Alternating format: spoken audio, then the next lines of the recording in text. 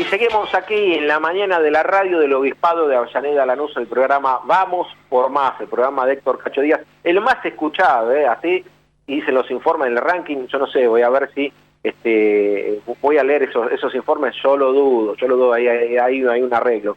Un saludo a Héctor Cacho Díaz, que se está dando la vacuna del COVID.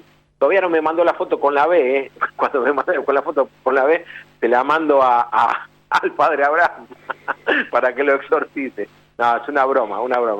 Bueno, gente, recién pasó Miguel Saredi, del Partido Federal, luego pasó Joaquín de la Torre, del peronismo republicano, y ahora estamos justamente hablando con otra alternativa que tiene que ver con los celestes, pero esta vez quizás de más relevancia, y estamos hablando con un ex candidato a presidente, y nuevamente va a ser candidato a presidente.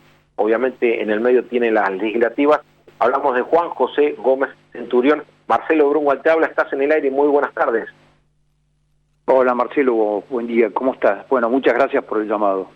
No, por favor. Bueno, dentro de la radio te escucha todo el mundo, por las redes también aquí en la zona sur, pero esta radio es obviamente la radio del Obispado de Avellaneda Lanús, y tenemos nuestro corazoncito celeste, y queríamos darnos el gusto, porque algunos dicen, pero los celestes tienen alternativa hasta por ahí nomás, defienden eso solo, pero no tienen un pensamiento sobre la economía, un pensamiento sobre la seguridad, un pensamiento sobre la salud. Y creo que alejado de eso, hoy me di el gusto de presentar a tres colegas celestes, como Miguel Saredi, recién Joaquín de la Torre, y tu caso Gómez Centurión. Te quiero agradecer enormemente para demostrar primero que los celestes tenemos alternativas y varias, y de todos colores. Pero contame qué estás haciendo. Estás recorriendo por todos lados, te veo. ¿Tenés algún mellizo o algo? Porque te veo en todos lados recorriendo permanentemente. No, soy tan feo que no tengo mellizo. Pero gracias a Dios, en beneficio del mellizo. No, estamos trabajando mucho. Sí. En estos últimos 20 días hicimos la primera sección electoral, hicimos la tercera, visitando varios equipos, estuvimos en Lanús. Y esta semana, el miércoles, empecé ya a recorrer la segunda sección electoral. Claro. Así que estamos trabajando muy fuerte. Nosotros, más allá de, obviamente, defender, porque es un deber moral, la causa de la vida del niño por nacer, y de revertir esta situación del abortismo ideológico que se ha impuesto en la Argentina, y vamos por eso, vamos a revertir eso.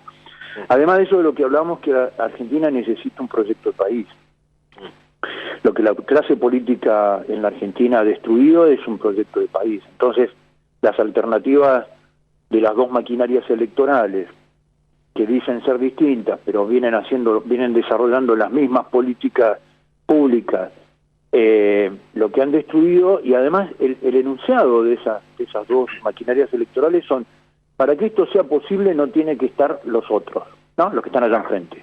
Y los otros te dicen, votame a mí porque si no vienen los otros. Entonces son dos funcionalidades, son dos propuestas políticas que tienen sentido solamente porque existe el otro, y la única alternativa que te da es el otro no tiene que existir. Y nosotros lo que decimos es: Argentina necesita un proyecto, necesita restaurar el proyecto de nación que destruyeron en la década del 80, un proyecto para 45 millones de argentinos, sus hijos y sus nietos.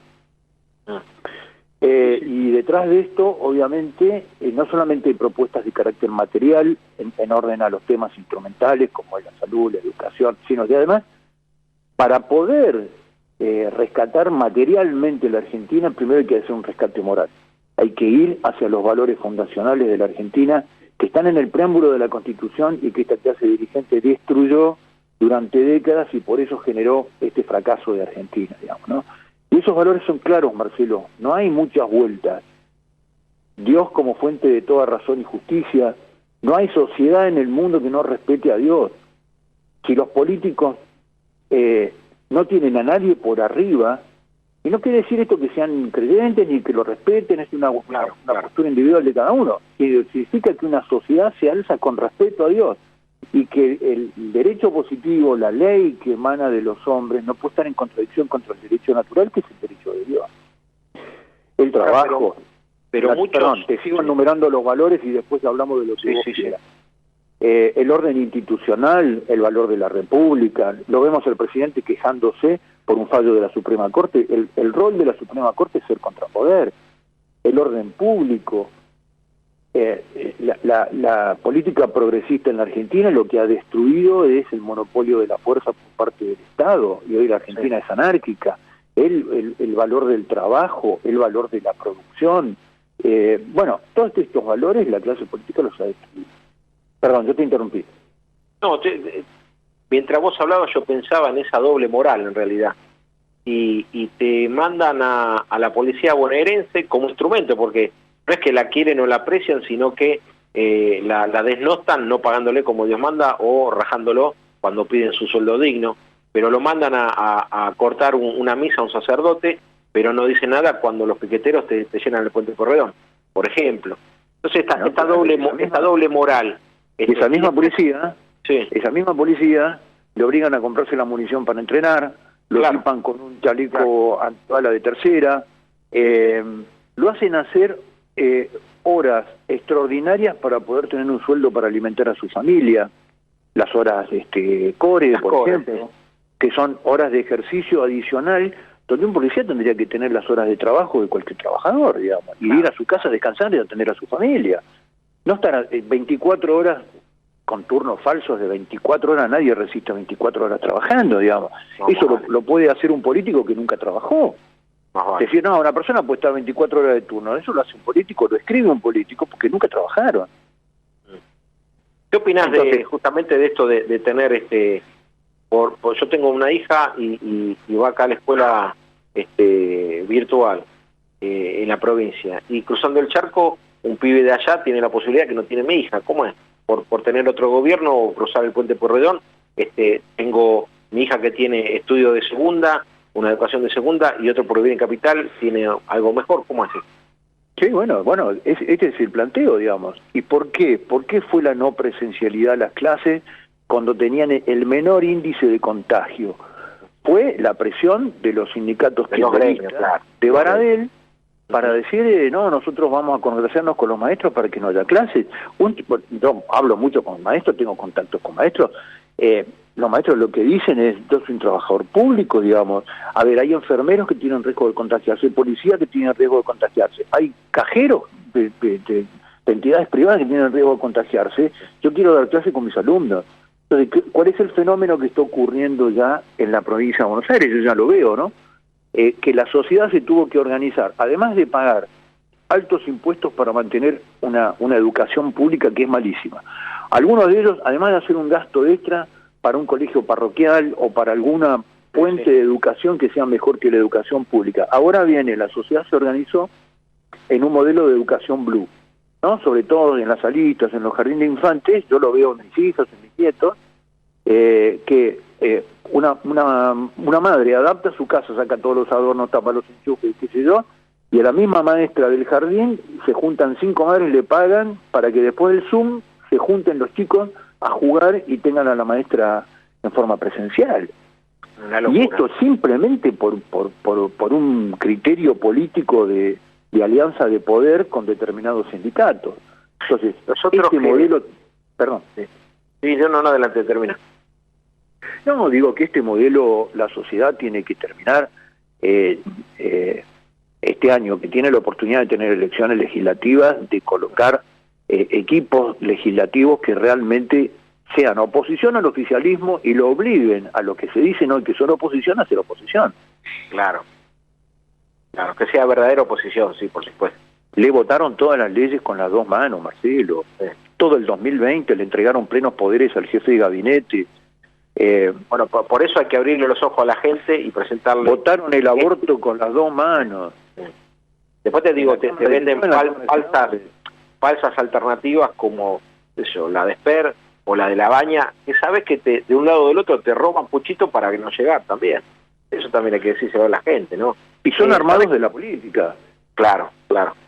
Son armados de la política, no son partidos políticos. ¿Por qué ninguno tiene partido político? Claro. Ninguno es capaz de salir, caminar las provincias. Nosotros estamos ya en 16 provincias armando el partido, vamos a llegar a las elecciones con 6, 7 partidos armados en todas las provincias. ¿Por qué? Porque lo que decimos es, los partidos, la propuesta política tiene que nacer desde la sociedad hacia la política. Bueno, y estos armados son armados que se les paga la campaña, Después hay que empezar a preguntar de dónde sale la plata, ¿no? A eso iba. Nuestra producción hace más de 15 o 20 días que está queriendo hablar con el señor Espert, entre otras cosas para preguntarle si es verdad que un narcotraficante le financió uno de los viajes con su avioneta en el interior, creo que fue en Mendoza. Que bueno, todavía... No era, Marcelo, Marcelo, no era avioneta, era un jet privado, jet privado, bueno, ejecutivo. No era un Piper a motor, digamos, ¿no? Claro, justo le vengo a hablar a alguien que conoce. Es verdad, pero digo, esta doble moral y decirle a la gente de verdad cómo se financian cuando vos salís en la tele, cuando vos salís en spot por todos lados, en la gigantografía, eso vale guita y viene de esa guita de ahí. Hay que decírselo a la gente y no hay que meterle más. Marcelo, mientras algunos candidatos viajaban en jet privado en la campaña del 19, yo recorrí la campaña en micro, en ómnibus, en ómnibus de línea, digamos. Sí, bancada con la tuya, sí.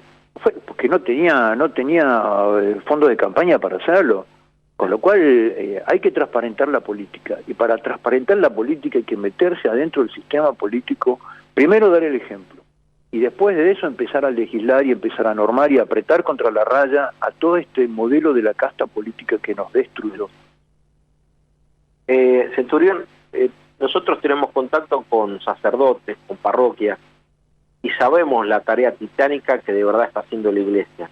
Quizás que silenciosa, quizás no se demuestra, no se hace propaganda, pero los que conocemos el conurbano sabemos que si no voló por los aires es por la Iglesia y otros sectores también que acompañan, pero es fundamental la tarea que hace la Iglesia en lo social. Ahora, nos preocupa de verdad que no solamente la Iglesia, no vemos en el gobierno, salvo más allá de repartir bolsones de comida a diestra y siniestra o planes, una política que tenga de verdad, que saque los planes y lo convierta en laburo genuino. No, bueno, porque este es el modelo, Marcelo. Bueno, antes de arrancar con la respuesta, les quiero mandar un saludo muy especial a todos esos sacerdotes, a todos esos párrocos, a todos esos curas. Se la están jugando en medio de la pandemia. En el medio de la pandemia. Yo tengo mi sobrino, mi ahijado, es párroco, no en la provincia, sino en Nuestra Señora del Pueblo, ahí en la 1114. Ah, mira qué bien. Sí, mi querido ahijado, y vi lo que fue el año pasado, cómo pasaron de darle de comer a 300 personas a 1.800 personas, digamos, sin recursos, pidiendo plata en todos lados para poder darle comer a la gente. Ahora, yo lo que quiero decir a la gente es que el modelo que piensa la política es este. ¿Por qué? Porque un ciudadano que tiene trabajo, que tiene salario, que tiene capacidad de desarrollar a su propia familia, es un ciudadano libre y puede elegir. Entonces, ese es el modelo que no quiere la política, o este modelo político. ¿Por qué? Porque la clase política en 25 años ha tomado 22 millones de argentinos de rehenes. Y son rehenes del sistema político. Les han quitado el derecho a elegir, les han quitado el derecho a su propio desarrollo, les han quitado el derecho a tener un trabajo, un salario, a hacer horas extras, a tener dos laburos, a lo que las personas elijan. Y la han colocado como rehenes y prisioneros del sistema político. Lo primero que hay que liberar son esos rehenes, y eso se libera con producción y con trabajo. Argentina tiene todo el potencial, no solamente para tener pleno empleo, sino para que necesite por lo menos 6, 7 millones de inmigrantes para cubrir la potencialidad que tiene Argentina en términos de producción. Es increíble. Ahora, si vos agobiás al ciudadano y a la producción con impuestos, si generás absoluta inseguridad jurídica, si administrás un gobierno que gasta más de lo que recauda en forma sistemática y por 25 años, lo que vas a lograr es este modelo. Un diputado le sale 5 millones de pesos por mes a la Cámara de Diputados, y un senador le sale 16 millones de pesos por mes a la Cámara de Senadores, al ciudadano, a los que están escuchando a vos, por favor. Repetime esa cifra.